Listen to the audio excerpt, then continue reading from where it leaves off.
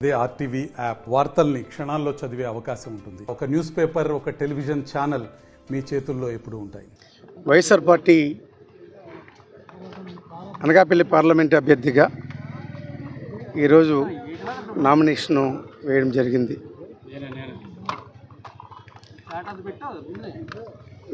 Nomination కార్యక్రమంలో పాల్గొన్నటువంటి ప్రతి ఒక్కరు కూడా హృదయపూర్వక ధన్యవాదాలు తెలియజేసుకుంటున్నాను.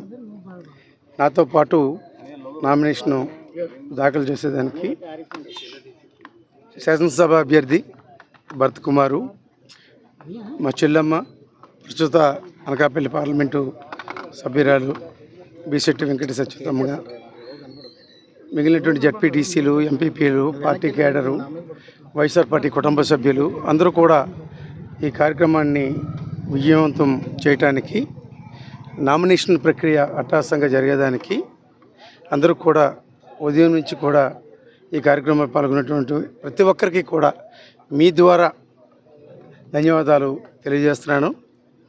ఏ ఆలోచనతోనైతే జగన్మోహన్ రెడ్డి గారు ఈ నిర్ణయం తీసుకొని అనకాపల్లి పార్లమెంట్ సభ్యుడిగా పోటీ చేసే అవకాశం నాకు కల్పించడం, దాన్ని అనకాపల్లి నియోజకవర్గ వైఎస్ఆర్ పార్టీ నాయకులు, అభిమానులు, కార్యకర్తలు అందరూ కూడా స్వాగతించి నిన్న జగన్మోహన్ రెడ్డి గారు సిద్ధం మహాసభకు వచ్చినటువంటి అశేష జన ప్రభంజనమే దానికి నిదర్శనం.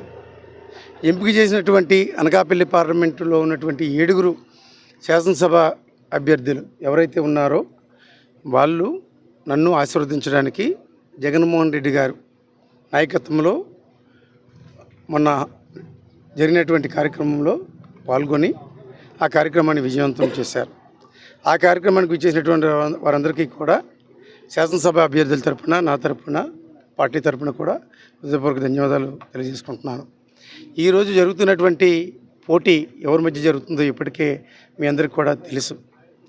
ఒక పెత్తందారుడికి, ఒక సామాన్యుడికి, ఒక ధన బలం ఉన్నటువంటి వాడికి, ఒక గుణం ఉన్నటువంటి వాడికి, ఒక పెద్ద కులం సంబంధించినటువంటి వాడికి, ఒక బీసీ వర్గానికి చెందినటువంటి వాడిని జగన్మోహన్ రెడ్డి గారు ఈ ప్రాంత ప్రజల తాలూకా మనోభావాలకి అనుగుణంగా, ఈ ప్రాంత సమస్యలు తెలిసినటువంటి వాడిగా, ఒక రైతు కుటుంబంలో పుట్టి ఒక సామాన్య జీవనాన్ని కొనసాగిస్తున్నటువంటి, ఇప్పటికే రాష్ట్రంలో ఉప ముఖ్యమంత్రిగా పనిచేసినప్పటికీ కూడా ఎక్కడా కూడా ఎదిగే కొద్దీ తగ్గి ఉండాలని చెప్పి నిత్యం ప్రజలకి అందుబాటులో ఉండే విధానం దగ్గర నుంచి అప్పచెప్పినటువంటి బాధ్యతల్ని కూడా సక్రమంగా నిర్వర్తిస్తూ, నియోజకవర్గాన్ని కూడా చక్కగా చూసుకుంటూ, నియోజకవర్గాన్ని కూడా ఏదైతే మోడల్ నియోజకవర్గంలో శాసనసభ్యుడిగా 2 సార్లు గెలుపొందానో ఆ మోడల్ నియోజకవర్గం కూడా వైఎస్ఆర్ పార్టీకి కంచుకోటగా తయారు చేసినటువంటి పరిస్థితి. ఈరోజు పార్లమెంటు సభ్యుడిగా పోటీ చేస్తున్నందున మిగిలినటువంటి ప్రాంతాల్లో ఉన్నటువంటి ప్రజలు కూడా విశేషమైనటువంటి సేవలు అందించడానికి ముత్యాల నాయుడు గారు ఇప్పటివరకు పనిచేసినటువంటి వారి తాలూకా పనితీరుని స్వయంగా చూసాము. భవిష్యత్తులో మా నియోజకవర్గాలు కూడా అదే విధంగా అభివృద్ధి చెందాలనంటే పార్లమెంటు సభ్యుడిగా ముత్యాల నాయుడు గారిని గెలిపించుకోవాలి. 7 శాసనసభ అభ్యర్థుల్ని కూడా వైఎస్ఆర్ పార్టీ బలపరిచినటువంటి జగన్మోహన్ రెడ్డి గారు చెప్పినటువంటి ఏదైతే మన డయాస్ మీద పరిచయం చేశారో వారందరూ కూడా అత్యధిక మెజారిటీతో గెలిచేదానికి, అలాగే ఎక్కడి నుంచో కడప నుంచి దిగుమతి అయినటువంటి ఆ సీఎం రమేష్, ఈ ప్రాంతం తెలియదు, నియోజకవర్గ పేర్లే తెలియదు, ఆ నియోజకవర్గం ఎన్ని మండలాలు ఉన్నాయో తెలియదు, మండలాల పేర్లు తెలియదు, ఈ ప్రాంత సమస్యల పట్ల అవగాహన లేదు. తనేదో చంద్రబాబు నాయుడు మరి మాట్లాడాడు, సీఎం రమేష్ కట ఢిల్లీ వీధులన్నీ కూడా తెలుసంట, నాకు తెలియదంట. ఢిల్లీ వీధులతో నాకేం పని, పార్లమెంటుతో పని. కానీ పార్లమెంట్ తెలిస్తే సరిపోతుంది. వెళ్ళిన తర్వాత మాకు కేటాయించినటువంటి క్వార్టర్ నుంచి నేరుగా పార్లమెంట్కి వెళ్తాం. కానీ వీధులంట తిరిగే డ్యూటీ కాదు మాది.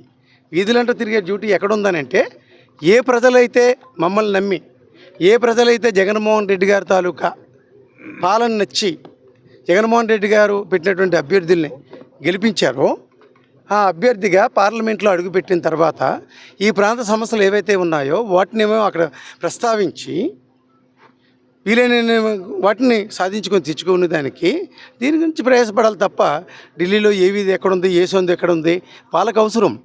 ఎందుకంటే నిత్యం వ్యాపారాల మీద ఆధారపడేటువంటి బ్రతుకులు వాళ్ళవి. వేల కోట్లు పెట్టుబడి పెట్టి అడ్డగోలుగా సంపాదించడం ఆలోచన. మాకు ఆలోచన లేదు. ఏ కార్యకర్త అయితే వైఎస్ఆర్ పార్టీని నమ్మిన సిద్ధాంతానికి కట్టుబడి మమ్మల్ని గెలిపించేదానికి వాళ్ళ తాలూకు ప్రయత్నం చేశారో ఆ కార్యకర్తలకి నిత్యం అందుబాటులో ఉండాలి. ఉన్నటువంటి 7 నియోజకవర్గాల్లో ఉన్నటువంటి అన్ని మండలాల్లో అన్ని గ్రామాల్లో ఉన్నటువంటి సమస్యల మీద ప్రత్యేక దృష్టి సారించి మాకు కేటాయించినటువంటి నిధులే కాకుండా ముఖ్యమంత్రి గారి దృష్టికి కూడా తీసుకుని వెళ్ళి ఎప్పటి నుంచో పరిష్కారం కాకన్నా ఉండేటువంటి ప్రజలకు ఉపయోగపడేటువంటి కార్యక్రమాలు ఏవైనప్పటికీ కూడా వాటిని సాధించేదానికి మా ప్రయత్నం ఎప్పుడు కూడా చేస్తాము. మరిన్ని వీడియోస్ కోసం ఛానల్ ని సబ్స్క్రైబ్ చేయండి, లేటెస్ట్ అప్డేట్స్ కోసం వాట్సాప్ ఛానల్ ని ఫాలో చేయండి అండ్ లింక్ డిస్క్రిప్షన్ లో ఉంది.